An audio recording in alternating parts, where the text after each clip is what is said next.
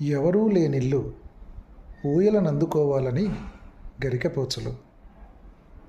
ఇదండి హైకు. చాలామంది మిత్రులు హైకు అంటే కొంచెం అర్థం చేసుకోవడానికి గందరగోళంగా ఉంది, దాని గురించి కాస్త అప్పుడప్పుడు వివరణ తెలియజేయండి అన్నారు. ఆ మిత్రుల కోరిక మేరకు ఈ ఎగ్జాంపుల్లో మీకు చెప్తున్నాను. ఎవరూ లేనిల్లు ఊయలనందుకోవాలని గరికపోచలు అంటాడు ఈ కవి. ఎవరూ లేని ఇల్లు అంటే అది ఎవరో వదిలేసి వెళ్ళిపోయినటువంటి ఇల్లు, ఒక పాడుపడిన ఇల్లు, ఖాళీ చేసిన ఇల్లు. అక్కడ ఊయలను అందుకోవాలని అంటే అక్కడ ఒక ఊయలు ఉంది. రెండవ లైన్లో ఊయలను అందుకోవాలని చెప్పడం ద్వారా అక్కడ ఒక ఊయలు ఉంది అని మనకు కవి ఒక దృశ్యం చూపిస్తున్నాడు. మూడవ లైన్లో గరికపోచలు అన్నాడు. అంటే ఆ ఊయలను అందుకోవాలని గరికపోచలు అంటే it has given the space for the in the mind of the reader. అంటే రీడర్ దాన్ని గ్యాప్ ఫిల్ చేసుకోవాలి. ఊయలను అందుకోవాలని గరికపోచలు ఏం చేస్తున్నాయి అంటే గరికపోచలు ఊయలను అందుకోవాలని చూస్తున్నాయి అని మళ్ళీ మనకు రీడింగ్ చేయాలనిపిస్తుంది ఈ ఐకోను. మళ్ళీ ఒకసారి పాఠకుడు ముందుకెళ్తాడు, మళ్ళీ చదువుతాడు. ఎవరూ లేని ఇల్లు ఊయలను అందుకోవాలని గరికపోచలు అంటాడు.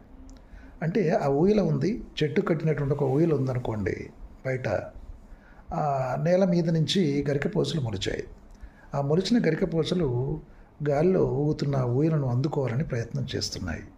అంటే అక్కడ గరికపోచలు మొలవటం, అవి ఊయలను అందుకోవాలని ప్రయత్నం చేయటం అనేది ఇక్కడ పర్సానిఫికేషన్, అది కవిత్వం. ఇక అది అబాండెన్డ్ హౌస్ అనమాట, వదిలేసిన ఇల్లు కాబట్టి మరి ఎవరు లేరు కాబట్టి, ఎవరు లేనప్పుడు దానికి సంరక్షణ లేనప్పుడు మామూలుగా వాన వర్షం వచ్చినప్పుడు 4 చినుకులు కురిసినప్పుడు నేల తడిసిపోయి అక్కడి నుంచి గరికపోచలు మొలుస్తాయి. ఆ గరికపోచలు ఊయలను అందుకోవాలని చూస్తున్నాయి. అఫ్కోర్స్ ఇక్కడ గరికపోచలు పిల్లలకు ప్రతీకాత్మకంగా కూడా చెప్పుకోవచ్చు. అంటే నేచర్ని, ఒక బ్యూటిఫుల్ నేచర్ని ఇక్కడ చాలా బ్యూటిఫుల్గా పోర్ట్రే చేశాడు కవి. అందుకే ఇక్కడ హ్యూమన్ నేచర్ అండ్ నేచర్ రెండు కూడా బ్లెండ్ అయ్యి మనకు కనపడుతుంది. ఊయలు అనగానే మనకు పిల్లలు గుర్తొస్తారు. ఇప్పుడు పిల్లలు ఎవరు లేరు, అది ఎవరూ లేని ఇల్లు కాబట్టి, అందరూ వదిలేసిన అబాండెన్డ్ హౌస్ కాబట్టి, మరి పాడుపడిన ఇల్లు కాబట్టి అక్కడ ఎవరు లేరు. కానీ ఊయల అట్లాగే ఉంది. కానీ ఆ ఊయలను అందుకోవాలని గరికపోచలు ప్రయత్నం చేస్తున్నాయి.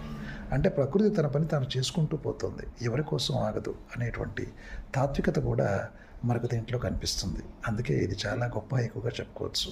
అన్నట్టు ఈ హైకు ఎవరో కాదు, మీ చిత్తలూరి రాసిన హైకు. మరోసారి మీకు హైకు. ఎవరూ లేని ఇల్లు ఊయలను అందుకోవాలని గరికపోచలు. ఇదండి హైకు కథా కమామిష్. అర్థమైంది అనుకుంటాను. Thank you. Love you all once again. Me Chittaluri.